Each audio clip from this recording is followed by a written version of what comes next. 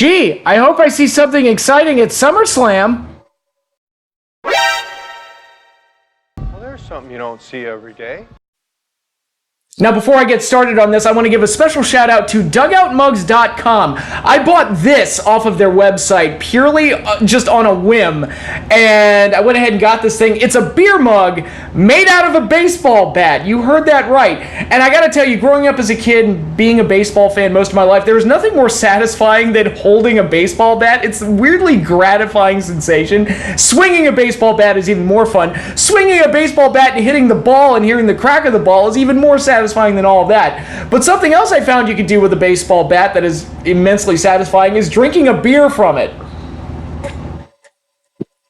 This is one of the coolest little knickknacks that I think I've ever gotten, and, you know, me being part Irish, I am somewhat of an alcoholic, or at least a functioning alcoholic to some degree, so I'm always looking for new ways to drink beer, and this was certainly one that piqued my interest, so completely on a whim, I decided to buy this thing and go ahead and try it out, and I'm glad I did. It's pretty cool. Now, I will say, this is not a paid sponsor. I'm not being paid to do this, I swear to God. I just bought this thing completely out of the blue, and I thought, hey, this is pretty cool.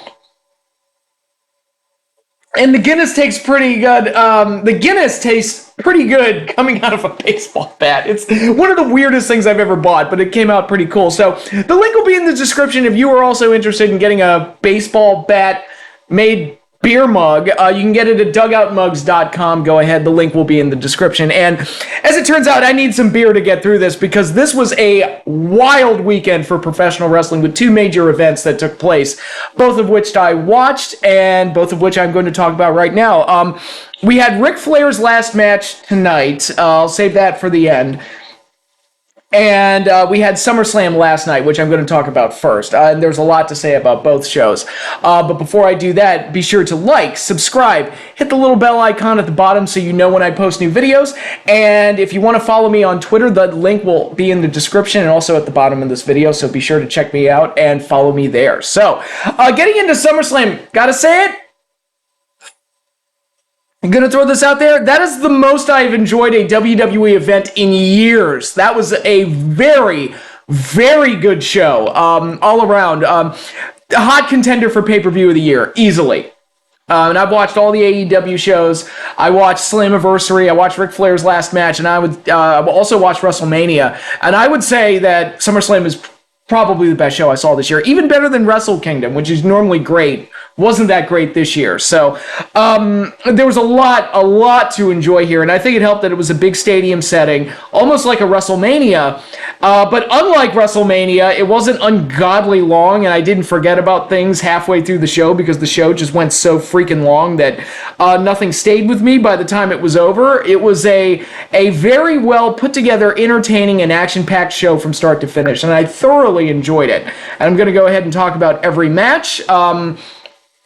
We started off with Bianca Bel-Air successfully defending the Raw Women's Championship against Becky Lynch in what was a very good match. Great stuff all around. Probably the best match I've seen these two have together. They had the 30-second match at SummerSlam, I think it was last year, and they had the match at WrestleMania this year. And I think this match was better than both of them, obviously better than the first match they had.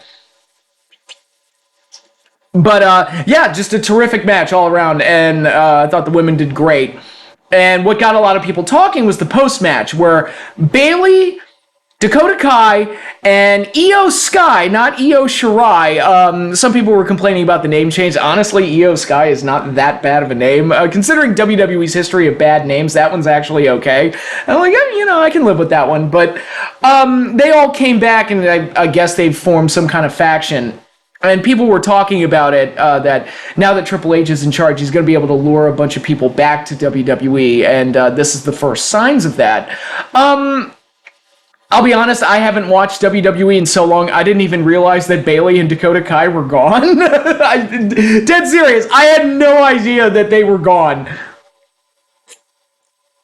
So when people were talking about it online, I'm like, wait, Dakota Kai and Bayley were gone? I didn't even know that. Bayley, I think, was out with an injury, and Dakota Kai had left the company. And I hadn't been following WWE in so long, I straight up didn't know. But seemed to get people excited, and Becky Lynch turned face post-match, so it's like we're going to have a babyface side and a heel side, and they're going to be going up against each other. And I think as long as they don't do women's trios titles. I think I can live with it. Although if this were AEW, they'd probably be making those belts right now. They probably would have already been made. Who knows? But in any case, match was exciting, and you got something to talk about in the post-match, so good stuff all around there. Then we got Logan Paul defeating The Miz in a wild match that got a lot of people talking. I gotta say, Logan Paul, like, he looks like a natural at this thing. Like, he handles himself very, very well in there. And this is the second time he's worked a match, as far as I know, and the second time he's delivered. I thought this match was terrific. I thought everybody involved came off looking good. Maurice is still hot as hell. Miz played heel very well. Ciampa, it's nice to see him get a spot on something, and not having a major, not having a major role, but it is a role, and it's something for him to do. And the little clash he had with AJ Styles, who also returned to television, I guess. Again, I didn't even know that AJ was gone, but revealed himself as potentially being Logan Paul's trainer and having a little scuffle with Tommaso Ciampa. That came off fairly well. And all the things like the frog splash through the announce table, which was crazy, and the everything Logan Paul did looked great. I'm like, yeah, I can't complain about celebrities going in there and doing the work when they look as good as they do doing it. It's kind of like, yeah, he looks great. He looks better than most of the full-timers doing this, so who am I to complain? Logan Paul went over and he actually beat Miz with the skull-crushing finale, which on Twitter I had said something a few weeks ago about how stealing finishers isn't that exciting because it almost never ends the match when it probably should, at least once in a while. But here, Logan Paul actually did that. And so it's confirmed. Somebody in WWE is reading my Twitter. No, they're not. I suffer from delusions of grandeur. It's okay. But so that match was a lot of fun. Next up was the United States Championship match. Bobby Lashley successfully defending against Theory. Theory basically, even with the pre-match attack, all that did was make it less of a squash. That's all it did. Theory looked like a joke here, and Lashley looked like a dominant force, as he should. And that's pretty much all there is to say there. Then we had the Mysterios going up against the Judgment Day in a no disqualifications tag team match. Probably the most mundane no disqualifications tag match I've ever seen because they followed the rules and tagged in and out the whole time.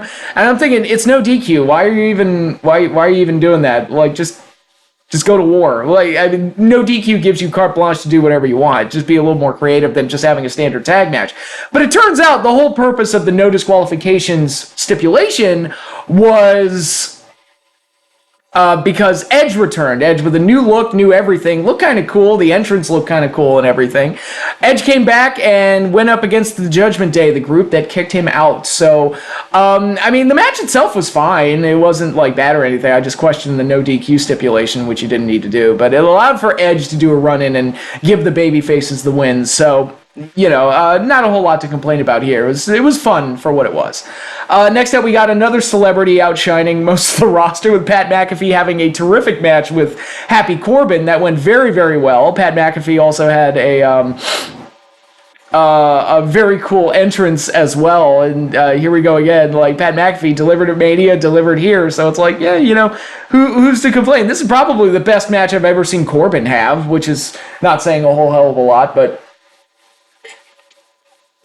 it is what it is. Pat McAfee went over, and again, I'm not complaining because it's Happy Corbin on the other side, so who cares? But yeah, this match was great, a lot of fun, and McAfee not only does the moves well, but he has an energy to him that sets him apart from many of the guys that do this for a living. So it's kind of interesting to see that on display. Next up, we had the Tag Team Championship match. The Usos defending against the Street Profits with Jeff Jarrett, JEFF-JARRETT, Jeff Jarrett.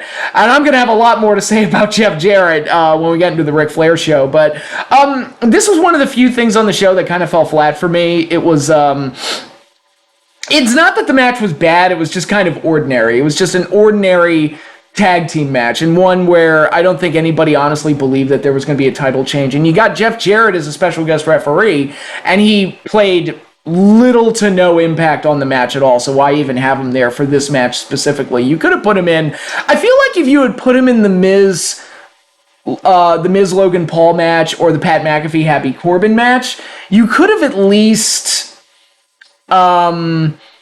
it would have been, I think Jeff could have added a little bit more to, I mean, granted, those matches were great anyway, but I think Jeff being in those matches would have added a little bit more to the spectacle, and they could have done something with him. Here, it was like, why is he even there? It just didn't make any sense for him to be there. So, the tag match itself was just kind of paint by numbers and blasé. Usos won. Of course they did. We all expected that, but this match was what it was. And then we got the SmackDown Women's Championship, Liv Morgan successfully defending against Ronda Rousey in a bullshit, screwy, dusty finish. Yeah, I didn't like this. I'm glad that it was short. I liked... It's one of those situations, I liked what they were going for. I don't like how they got there. And my main problem was the finish itself, because they did that stupid... I'm going to tap out just as the referee's counting 3, and the ref missed part of it. They did it with Lesnar and Taker at that one SummerSlam a few years ago. I think it was 2015. I didn't like it then. They did it with Angle and Undertaker on a SmackDown in 2003. I didn't like it then. I think that was the same week Undertaker had that ladder match with Jeff Hardy on Raw in 2002. I said 03. I'm pretty sure it was 02, now that I think about it. But basic point is, I don't like that finish. It just looks too contrived. I was looking at, when they were setting up the finish, and I looked at the positioning of Ronda on that armbar. I was looking at it, I'm like, oh my god, they're going to do that finish, aren't they? It just looked obvious, because they had to set it up and everything. It was clear as day what they were going to do, and I wasn't surprised when they did it. And that allowed Ronda to just be a beast and tear everybody down and turn heel, although I thought she was already a heel. Again, I haven't been following WWE, so what do I know? And Liv Morgan is someone when I stopped watching WWE, she was a non-entity on the show, so I have virtually no opinion of her. This match, again, they're trying to paint the picture that she's lucky, like Lucky Liv, basically, where she gets out not through skill or talent, but just by the fact that she just the dice just roll her way. And this was one of those situations, because she won the match by virtually doing nothing. And again, I kind of like what they're going for. I kind of like the destination point. I just wasn't a huge fan of the execution or that finish in particular. Just thank God it wasn't long. It was short, it was quick, they got it out of the way, and that was the end of that. So that leads us into, well, before I talk about the main event, there were a few other things that happened. Drew McIntyre came out at one point and cut a promo. It was probably the best promo I've ever heard him cut, where he basically shit on the main event and basically made his intentions clear that he's going to be a top contender for whoever wins between Lesnar and Reigns. That's probably the best that Drew has ever looked as far as like cutting a promo and looking like a star goes, because Drew's one of those guys where it's like they keep trying to make him into a top tier main eventer, and I look at him and I'm just like, I don't see it. And this is one of the few times where I actually saw a little bit something. So I thought that segment worked. They did a pull apart between Riddle and Seth. I thought that worked moderately okay. It wasn't overdrawn. It wasn't too long. And it sets up a match for down the road. You don't have to blow your load on every single show. You can have story threads that continue and build up to something later. And they promoted a match for down the road. And I think that's completely fine. I remember I was at SummerSlam 05 and they did Edge and Matt Hardy. And I thought it was a mistake to do that match because it was the hottest feud in wrestling. And with only a few weeks of build-up, I was like, no, you got to save that. And it was like, well, how would you save it? What would you have Edge do at SummerSlam instead? And it was like, my idea would have been to just do an angle where Edge is like, all right, I'm going to send you a ticket and let's see if you have the balls to show up and face me. And then just build throughout the show, do like a showdown between the two. That's not an official match or anything. Then you can save the match for later. And that's kind of what Seth and Riddle was here, where it's like they had a pull apart and they had a confrontation, but not a real match. You can save that for later. And that type of stuff I'm completely fine with. So that also worked. And then we get into the main event. Last man standing match for the undisputed WWE and Universal Championship. Roman Reigns successfully defending against Brock Lesnar in one of the most insane matches I have ever seen in my entire life. And look, I've been watching this shit for over 30 years. I mean, I am a dinosaur when it comes to wrestling, being a wrestling fan. I have seen it all, or at least I thought I did.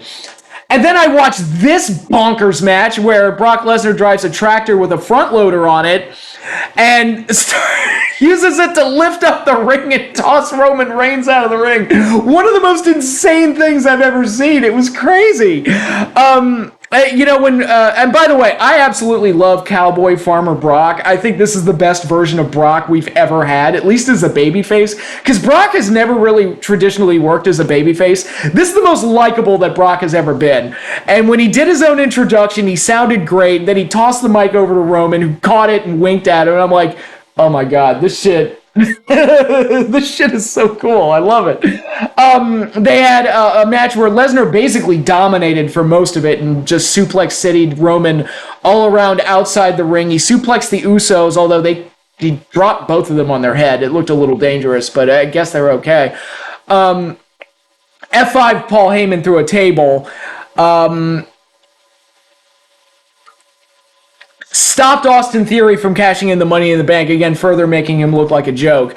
And this is all while the ring is lifted up into the air because there's a damn tractor holding it up. The whole thing was just crazy. It was wild. I loved it. It was thoroughly entertaining. It's the type of thing, you can't do this all the time, but man, when you do it, it comes off so freaking well. This had like Attitude Era vibes to it, where it's like Austin would drive a truck down to the ring or drive a Zamboni down to the ring or a beer truck or something insane like that. It had that kind of like unpredictable vibe to it. And when Brock did his entrance and he came down on the tractor, my joke on Twitter was, gee, I wonder if it's going to turn into a Constructicon or something stupid like that, making a Transformers reference.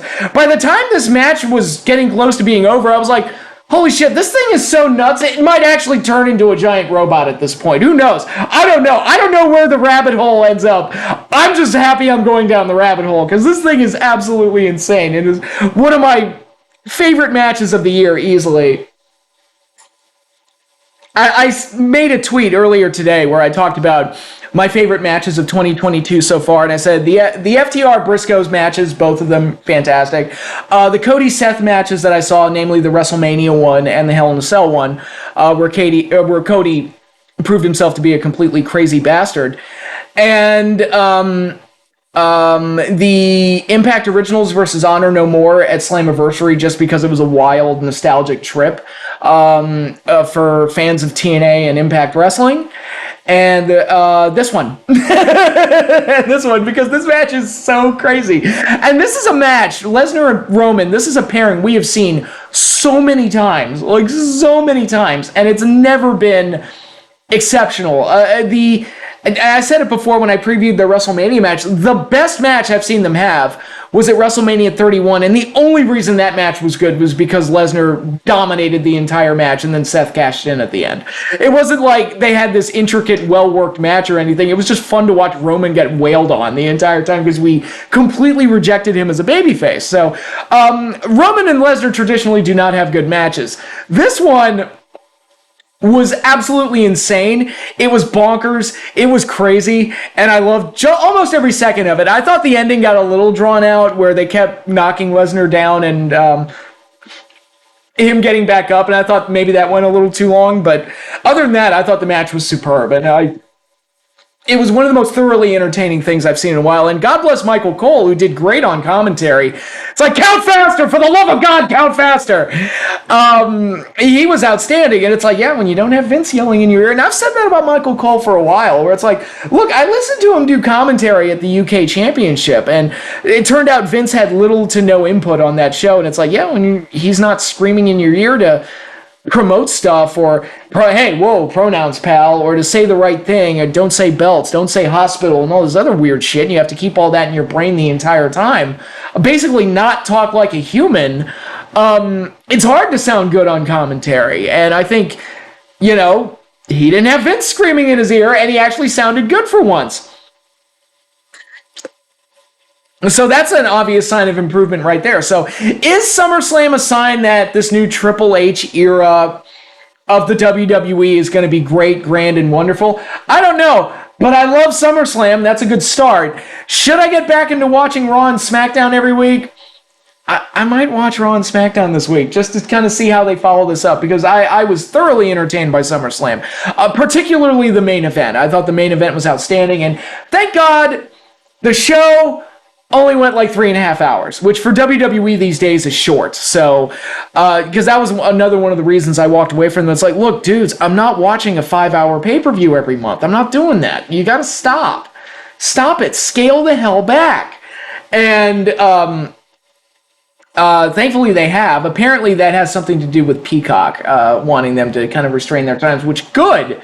It shouldn't go they should be aiming for 3-hour pay-per-views most of the time, because that seems to be the best format and the best time-wise for a big event like this. So, and then you do four to five on special occasions. But the amount of excess that they'd been doing for years pushed me away, because it's like, dude, I'm not watching all of this. And that is a similar complaint that I have about Disney's handling of certain properties, which will be covered in a separate video that I've already filmed and already edited, so be on the lookout for that, possibly sometime this week. I've also filmed and edited Heel or Face Part 2, centering on Batista as a central figure, as the subject of the video, so be on the lookout for that as well. So I've got a lot of stuff in the can, so you'll be seeing a little bit more of me over the next couple of weeks. But yeah, let's get into Ric Flair's last match. So I'm not going to go through every single match and talk about each one in intricate detail. There were good matches, there were bad matches. I like the Lucha 4-way match, was a wild, action-packed thing. The women's match kind of fell apart because Rachel Ellering got hurt. Some of the other matches were okay, and it was okay. It was cool to see certain people do certain things. But at the end of the day, this was a show, this was literally a one-match show. Everyone tuned in to see Ric Flair's last match. That's all it was about. It was all about Flair, and I think the audience was that way too, because they didn't react as strongly to most people. The only ones that seemed to get super strong reactions were like the old NWA guys, like the Ricky Mortons and those type of guys. And it's like it was a show that was sold on one match, and that's what the audience was there to see, and they reacted very strongly to Ric Flair.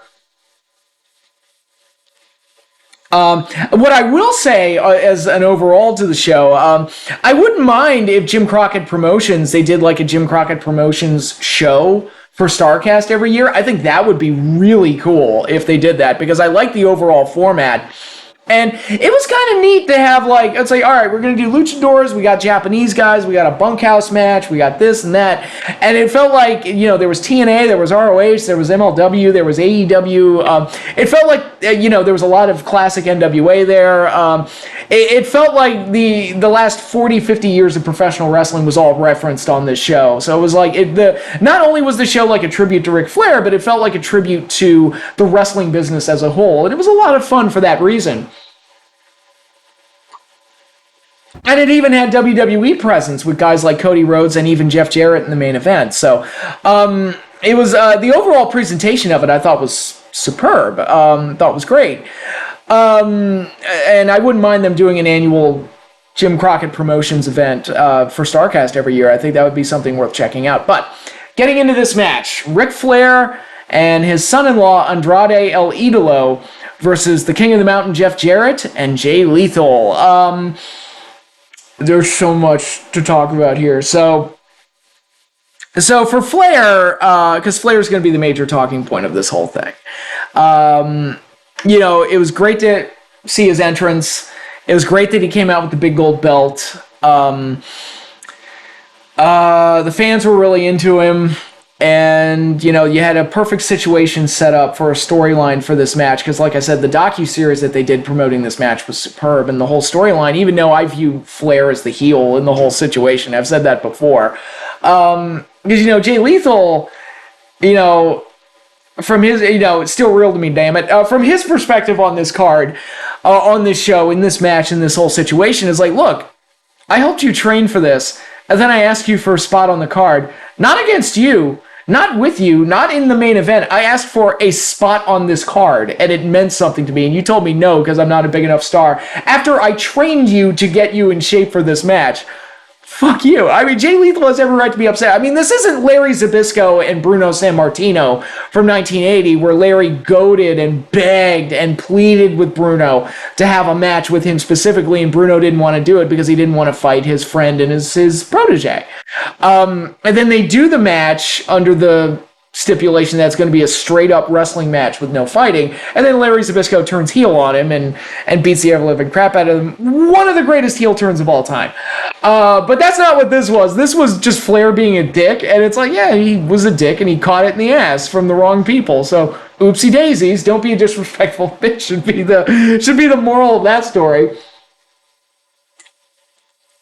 But anyway, the docuseries that they did promoting this match was high. Having Jim Crockett Promotions name attached to it added a lot of nostalgia to it. The set and everything, like I said, all of that looked great. And there was a lot of intrigue here about what Flair would look like in his final match. And when he came out and he took the robe off and he was in a shirt, and I was like, uh-oh, I think we're in trouble. Because Flair looked old. And yeah, he's 73. He is old. But my dad is also 73, and my dad does not look like that. My dad is a good 73. Ric Flair is a rough 73, and he looked every bit his age and then some. And granted, I said back when he had his retirement match against Shawn Michaels at WrestleMania 24, I said he looked old then. And so obviously you add, over a decade and a half on top of that, it's even more prominent. But he didn't look good. When the introductions were being done, I was like, uh-oh, I think we're in trouble. But then the match gets underway. And they work a very old school style tag match with a lot of the, toying with the audience was basically the name of the game, and getting them involved and reacting to everything and making every little thing matter and doing all that and keeping Flair's role limited as well. And to that end, I thought the match was actually going really well. I thought it was like, oh, okay, this is fun. I'm enjoying it. And before I talk about Ric Flair and the shape he was in this match, I'm going to say Jeff Jarrett looked outstanding to me. I mean, Jeff Jarrett looked like he was in phenomenal shape and looked like just every bit as good as he did 15 years ago when he was in TNA. And granted, again, it's a tag match, so he didn't have to do a whole hell of a lot. But overall, I thought Jeff looked great, and he can play heel as good as anybody. I remember Jimmy Hart once said in an interview that the only problem with Jeff Jarrett is that he is the best babyface around, and he's the best heel around, and he can't wrestle himself. And, Jeff Jarrett's one of those guys that kind of gets a bum rap. I think of Mike Graham, like, making fun of him for not being a ratings draw. It's like, oh, he broke 100 guitars and never drew a dime or whatever and all that other stuff. And, and the criticisms of his run in TNA and everything. And I've said it before, I've defended that man up and down. I could do an entire video talking about how Jeff Jarrett is a legitimately great performer that deserves way more credit than he gets. And I could go into a lot more detail about that. Not going to do it here, but what I will say is that Jeff Jarrett, he proved tonight he's still got it. And I want to make that known, that Jeff Jarrett came out of this match looking great. And he could hang his hat on this performance because he didn't embarrass himself at all whatsoever. He looked stellar. And Karen Jarrett, still hot. Still remarkably hot. She looks like she's had some work done, but I don't care. She looks remarkably hot, so good on her. But anyway, we get to a point where Flair's done some chops, and he's done his woo and his strut and everything, and did a figure four, and it's kept pretty simple for Flair, which is the way it should be at this point. And Andrade and Jay and Jeff have carried most of the load other than that, which again is the way it should be. And everything was going okay. I thought everything was going fine, and it's like, all right, they're probably setting up Flair's going to get his big hero moment at the end. He's going to get the win, and they're going to get out of there, and it's going to come off fairly well. But then Rick gets in there, and he gets beat up, and he starts blading. There's that weird pull apart that was outside the ring. I wondered if that was even planned or if that's something they came up with on the spot to give Flair a little extra time, where one of his daughters and Karen Jarrett have a pull apart after Karen supplied Jarrett with a shoe to bust Flair open with, which classic 80s stuff. Karen yelled at one point, "I'll fucking kill you." And it's like, Karen, she seems like a little spicy one. Like, it's like, I wouldn't cross her. She strikes me as the type that goes from 0 to 100 really quickly. So I don't know what I don't know if that's something they cooked up with on the spot to give Flair a little extra time to do his blade job or anything or whatever it was that was going on there. But anyway, that happened, and then Flair bladed and they beat up on him some more. And this is where things started to get a little messy, where there was a point back in the ring where Flair was sitting up on the top rope. And I'm convinced that they were setting up for a superplex spot as like a major high spot in the match. And I think Jay Lethal called an audible and was like, no, we're not doing a superplex. We are so not doing a superplex on a 73-year-old man. We ain't doing it.